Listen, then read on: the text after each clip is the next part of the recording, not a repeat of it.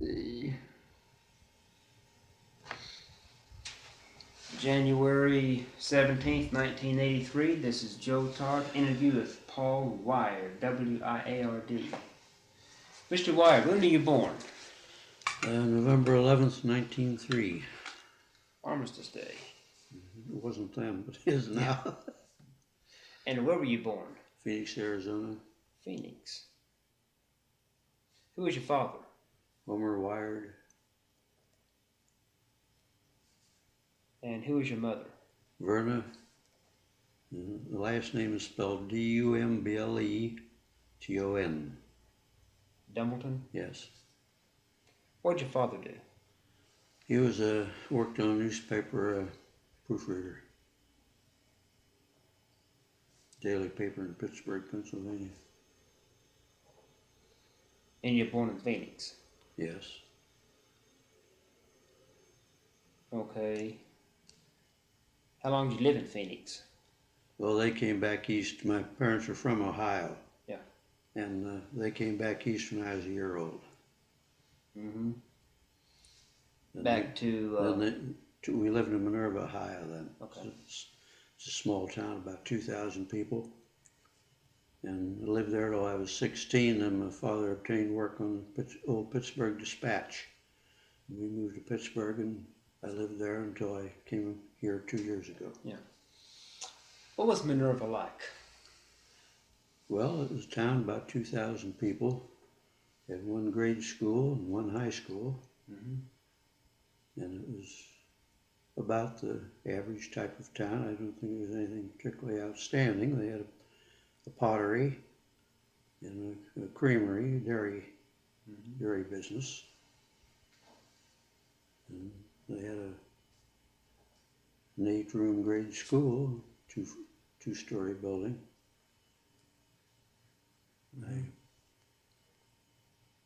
What was the name of the school? Didn't have any name, just a schoolhouse. Just a schoolhouse. Mm-hmm. Okay. They didn't name schools then. And you lived there until you were 16? Yes. And what did your father do in Minerva? Well, he had tuberculosis, and he was out in Printer's Home in Colorado Springs for quite a few years. Mm-hmm. And my mother and I lived with my maternal grandmother. In Minerva. And then when he came back, the first job we could get was up in Pittsburgh. And that was for the Pittsburgh newspaper? Yes. Okay. And he was a proofreader there? Yes. Okay. And how long did he work there? How long did you live in Pittsburgh? Well, he died in 1933. We went up there in 1919. He died in 1933, and then we lived in that home for over 50 years till 2 years ago. My mother died 14 years ago. Yeah. Do you remember World War I? Remember?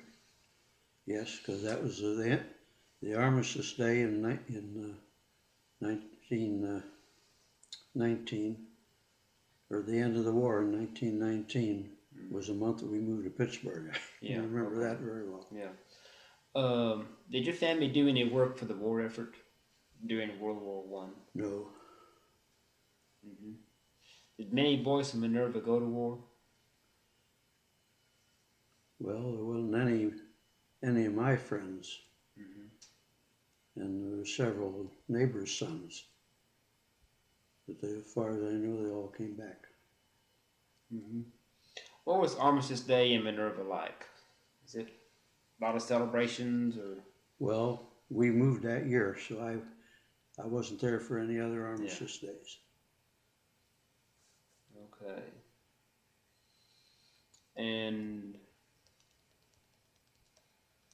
in the 20s, what's a flapper? Well, it was a girl that was, I don't know how you describe her. Nowadays, it would just be it wouldn't be a hippie. It wasn't anything like a hippie. It was just a girl that had a good time, out for a good time, I think, more than anything else. Was there an equivalent for the men? If the girl was a flapper, what was the man called? I never heard them called anything. Yeah. Did the Depression affect your family much in Pittsburgh? No, because I was fortunate enough to get my first real when we first went there, I started to learn the printing trade in the job office. Mm-hmm. And I worked at it 5 years. And then the Depression came along and I was laid off. And I was fortunate enough to get a job in the department store to replace a man that was ill. And he died 3 days after I took the job, and they just kept me on for 38 years. And I worked in a department store, and I had steady work. Mm-hmm. Didn't make much money, but we got along all right. What department store was it? Joseph Horne Company. Joseph Horne Company? Yes, Horne. That's in Pittsburgh? Yes. It was highly patronized by the steel people. They had a doorman of their own, a room for the chauffeurs to wait while their people they were working for were in shopping. Mm-hmm. And it was a very store for the well-to-do. Mm-hmm. The regular department store, 6 stories high. You worked there 38 years. In the toy department, in one department. You started work there in what, in the 30s? 1929. 1929. And worked there through? Till I was 64. That would be 61. 67. Oh, yeah, that's no, right. it'd be 67. Okay. Yeah, that's right. Did you do any work for the war effort in World War II in the 40s? No. I guess quite a few boys in Pittsburgh went to war then. Yes. Hmm. Yes, our assistant buyer, we had an assistant buyer that was drafted, and well, that was the Vietnam War, though. That wasn't World War II. I got it mixed. Mm-hmm. What was VJ Day like in Pittsburgh? Well, I was visiting in Ohio that day, and I was out in the country, and there wasn't any particular celebrating anywhere around where I was. Mm-hmm. So you missed the Armistice Day and VJ Day. Yeah, in Pittsburgh, I think they had quite a good time. Mm-hmm. Everybody ran downtown is what they did. Right. Everybody went downtown, and as a consequence, nobody could do much anything. It was too crowded. Mm-hmm. Because Pittsburgh is in between where the Monongahela and the Allegheny come together to make the Ohio. And the business section is crowded into that little pie-sliced shape for business. It's about a mile wide across at the widest point, and then it goes down to a point. Mm-hmm. And all the big buildings and the big office building and things at that time were right in there. Yeah. And it would hold so many people, no more. What was Pittsburgh like when you first moved there? Well, we lived a block off of the main highway south from Pittsburgh. Mm-hmm. And it was coming out from town. You came across the bridge and through a tunnel under a big hill called Mount Washington. And from there, going south, it was up just a slight grade for, well, I'd say about a mile and a half. And the amount of traffic was such that during the winter, children could take their sleds to this highest point and ride clear down to the end of it without any automobiles bothering. That was took care of the traffic. And the store where I worked for, they had the automobile trucks to deliver, but they made 2 deliveries a day. So they didn't go very far to deliver. And there were lots of streetcars, and the fare was 5 cents. And they have inclines up this hill, Mount Washington, right south of the city. And they used them for transportation up there. And they were just paving one of the main streets parallel with the one I mentioned. that was just being paid for the first time. Hmm. And we were exactly 3 miles from a courthouse on a map. Mm-hmm. And the streetcar line went out about 1 more mile, and that was as far as it went. There were no buses at all. Mm-hmm. And of course, the A&P was the only chain store. That was separate. That was just groceries, nothing else. No supermarket.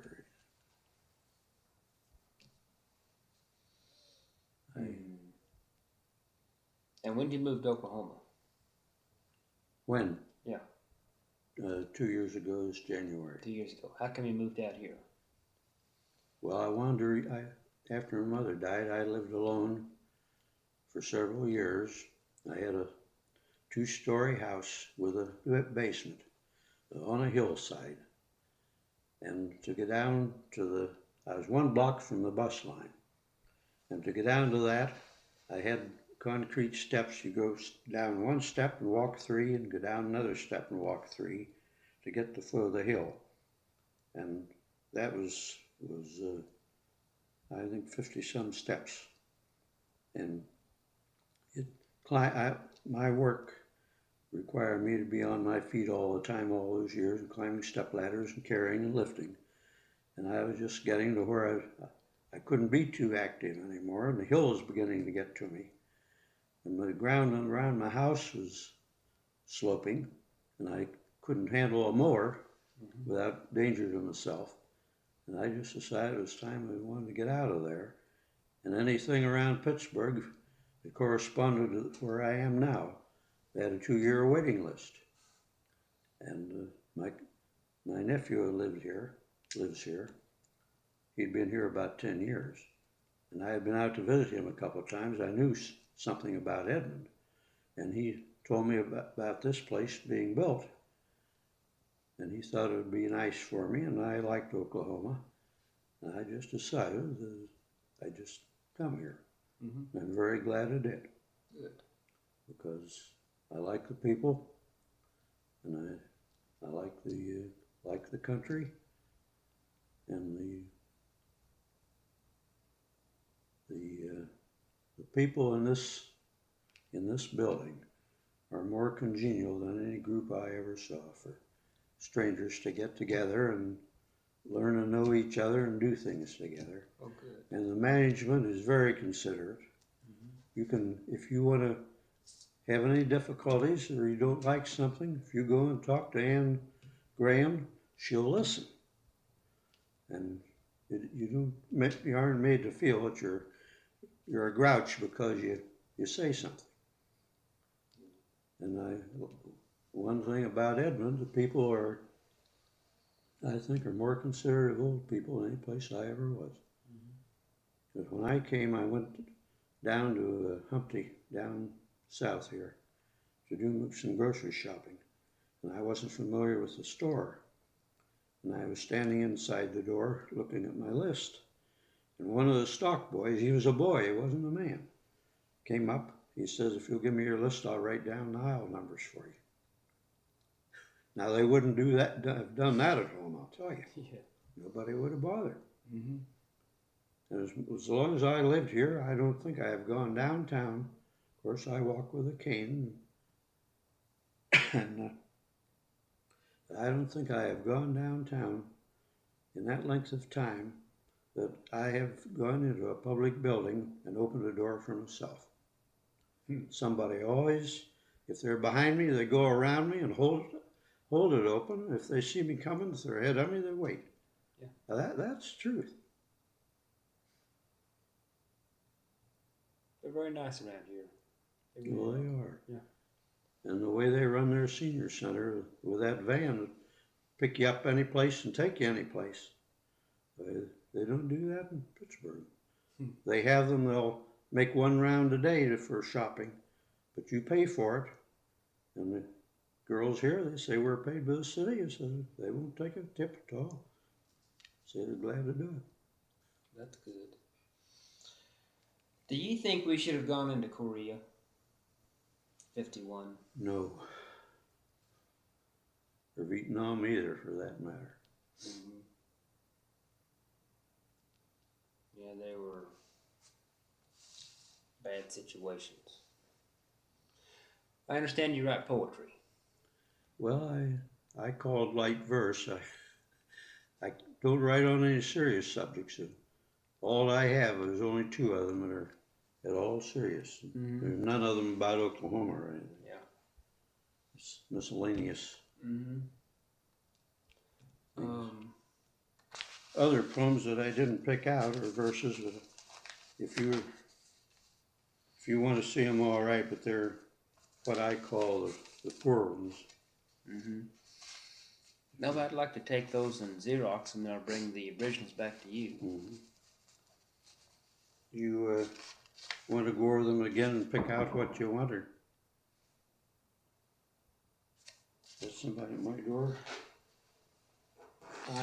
Well, if you'd allow me, what I'd like to do is just, take the whole book and Yeah. Xerox it and bring it back to you. Then we can pick the ones out. Oh, well, it's all right for me. Okay. Well, do you have any more comments about your childhood or Pittsburgh? Well, no, you were asking about the Depression. Well, that came after we moved to Pittsburgh.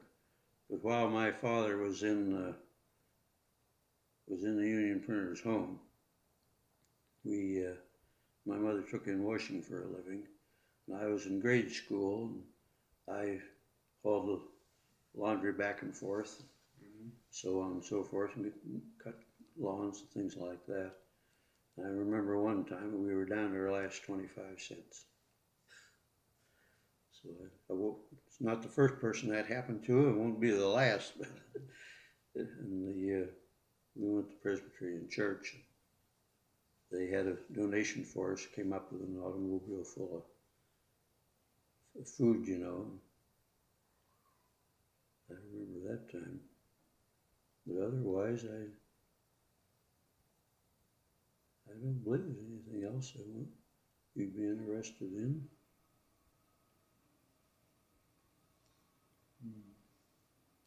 Well, we have a good interview. Yeah.